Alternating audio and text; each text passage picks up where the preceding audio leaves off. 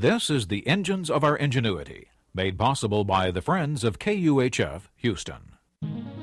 Today, where did that ball bounce?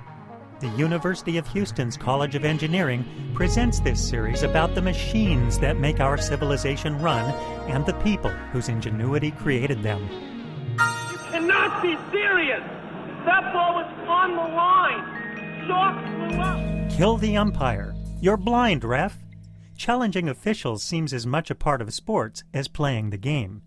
It's easy to understand why. We want competitors to win or lose because of how they play, not because an official made a mistake.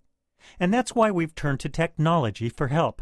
In some sports, like football, our efforts are pretty basic. We let referees review plays on videotape. But in other sports, the technology is quite sophisticated. Take tennis. The rules of tennis aren't open to a lot of interpretation. A player's shot is good if it lands in the court.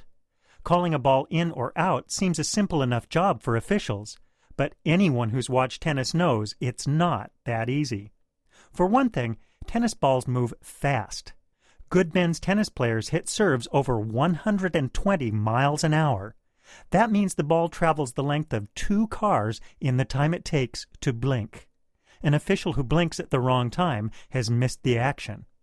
But there's also the problem of what it means to bounce. If you look at a tennis ball's bounce mark, it's not a circle. It's an oval. That's because the ball's moving forward while it's compressing and releasing. The length of the oval bounce mark can be many times the diameter of the ball. It depends on the court's surface. Grass courts like Wimbledon are slippery and have long bounces. Clay courts, like those used in the French Open, have shorter bounces. You can actually see the shape of a bounce if you play on a clay court. The U.S. and Australian Opens are played on hard courts, courts made from a substance like concrete. The length of the bounce depends on how smooth the surface is.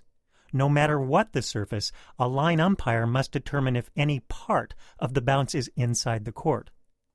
Cyclops was one of the first technologies adopted by professional tennis. Introduced in the late 70s, it uses beams of light to tell when a serve is good. The latest and greatest technology is Hawkeye. Hawkeye watches the ball with a collection of high-speed cameras. But that's only where the magic begins. Even high-speed pictures don't see the ball at every instant of time. Hawkeye uses computer algorithms and mathematical abstraction to fill in the blanks. Where was the ball at each moment? How did it deform when it bounced? Hawkeye ultimately creates a picture of the ball's bounce superimposed on a picture of the tennis court. From there, it's easy to see if the ball's in or out. Hawkeye isn't perfect, but it's proven to be much more accurate than the human eye. That's a result of good engineering. And it's really no surprise. Calling a ball in or out is a mechanical task, like adding a long column of numbers. Computer systems are good at that. But they may take some of the fun out of the game. Kill the computer just doesn't have the right ring to it.